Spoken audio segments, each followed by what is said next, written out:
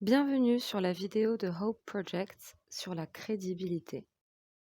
Vous avez sûrement déjà entendu le Home Office et les juges utiliser l'expression « endommager la crédibilité ». Mais qu'est-ce que cela signifie? Prenons les mots séparément.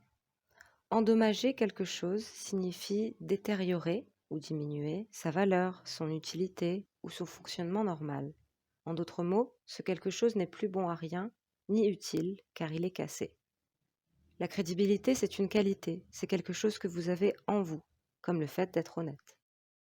Si votre crédibilité est endommagée, cela signifie que la valeur de ce que vous dites est amoindrie, que l'on ne peut pas vous faire confiance ou que vous n'êtes pas convaincant. Alors, quand et comment votre crédibilité peut être endommagée? De 3 manières, selon la loi, selon la politique et les directives du Home Office, ou en regardant les détails de votre cas. La loi sur l'asile et l'immigration, Asylum and Immigration Act de 2004 sur le traitement des demandeurs, que nous appellerons ici la loi, nous indique quel type de comportement et quand la crédibilité peut être endommagée. La loi liste des comportements que le Home Office ou les juges considèrent comme conçus pour ou probablement dissimulant des informations, trompeurs, entravant ou retardant la prise de décision sur le cas juridique. Voici des exemples de ce type de comportement. Ne pas fournir un passeport sans donner d'explication valable, ou fournir un document qui n'est pas un passeport mais l'utiliser comme si c'en était un, détruire, altérer ou jeter un passeport, un billet ou un document lié au voyage, ne pas répondre aux questions posées par le Home Office ou par un juge, ne pas demander l'asile dans un pays sûr, ou demander l'asile après un refus ou une arrestation, sauf s'il y a une raison valable. Dans les directives du Home Office, il est demandé à leurs employés, les case workers, d'utiliser une méthode structurée pour évaluer la crédibilité. Ce case worker doit se concentrer d'abord sur la crédibilité de la demande, c'est le récit, et non sur la crédibilité du demandeur, c'est la personne. Ces directives rappellent au case worker de garder à l'esprit un faible niveau de preuve. Selon la loi, c'est à vous de prouver votre cas juridique. Dans les affaires criminelles, le critère de preuve est élevé. C'est ce qu'ils appellent hors de tout doute raisonnable. Il faut être absolument certain que la personne a commis un crime, parce que sinon, elle pourrait aller en prison pour quelque chose qu'elle n'a pas fait. Mais dans les affaires civiles, le critère de preuve est basé sur la balance des probabilités, ce qui veut dire que ce que vous racontez s'est peut-être passé, et que le plus de preuves vous fournirez, le plus la balance penchera en votre faveur. Dans les cas de demande d'asile, vu que les personnes fuient des persécutions, le niveau de preuve demandé est faible. Par exemple, il est possible que des documents aient été détruits durant la guerre et ne soient plus disponibles. Le Home Office acceptera uniquement un récit et des faits si les informations données sont suffisamment détaillées et spécifiques. Ces détails sont normalement donnés dans une déclaration. Constante, ce qui veut dire que l'histoire est toujours la même, ne change pas, et cohérente, logique. Cohérente avec les autres preuves et les rapports du Home Office, et plausible, ce qui veut dire raisonnable et réaliste.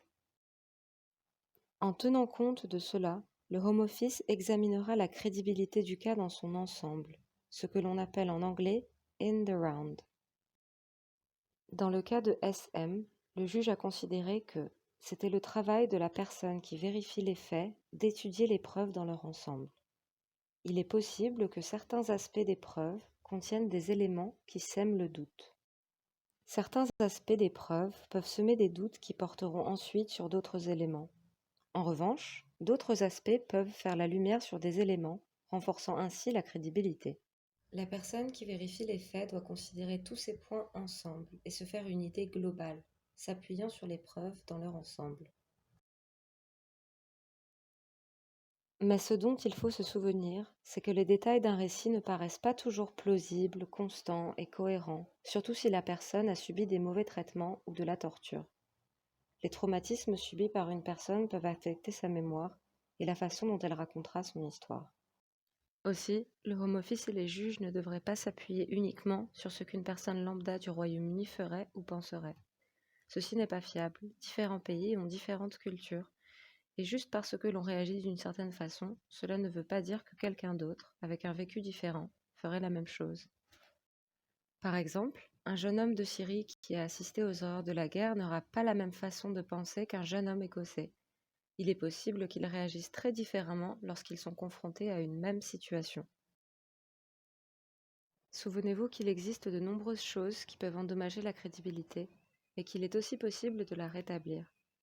Des experts des pays peuvent attester de la situation actuelle dans un pays et certifier des documents comme authentiques. Des experts médicaux peuvent commenter les cicatrices sur le corps d'une personne, établir un diagnostic ou discuter des raisons pour lesquelles une personne n'est pas capable de donner un récit cohérent au vu de sa santé mentale ou de son traitement médical. Pour conclure, la crédibilité est le point de départ de toutes les demandes d'asile. C'est une qualité que vous possédez et qui sera évaluée.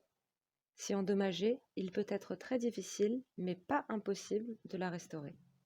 Et comme disait le philosophe William Clement Stone, la vérité sera toujours la vérité, peu importe le manque de compréhension, la non-croyance ou l'ignorance. Merci beaucoup d'avoir regardé cette vidéo. Si vous êtes intéressé par de futures vidéos, n'hésitez pas à visiter notre site internet.